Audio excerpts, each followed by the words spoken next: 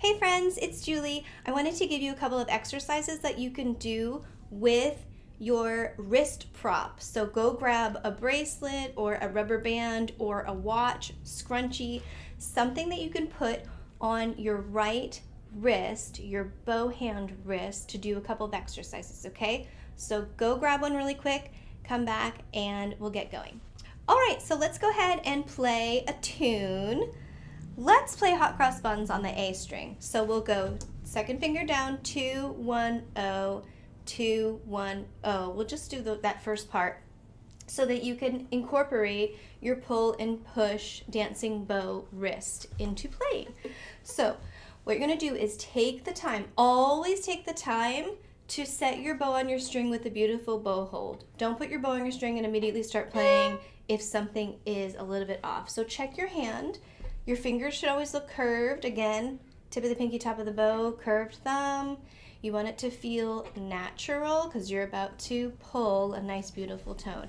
So on my pull down bow, I'm going to pull my wrist down, and that's actually sending my bracelet away from me. Do you see how I'm doing that? So send it away from you. And then I'm going to push the tip of the bow, and what that is doing is bringing the bracelet back to me. All right, then I'm going to pull again. All right, so that's the first part of hot cross buns. Let's do that again. Ready, and...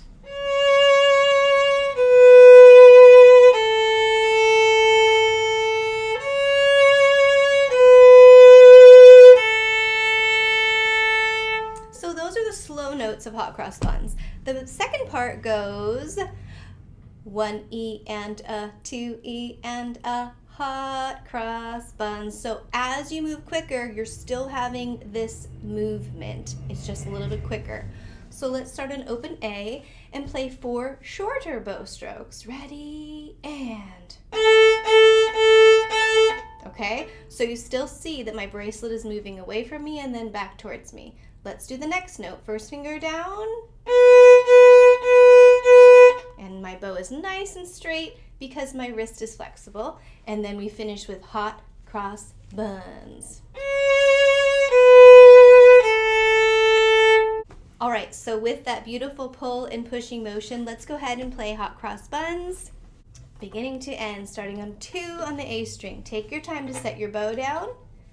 Think about sending your bracelet away from you and back to you. Ready, and...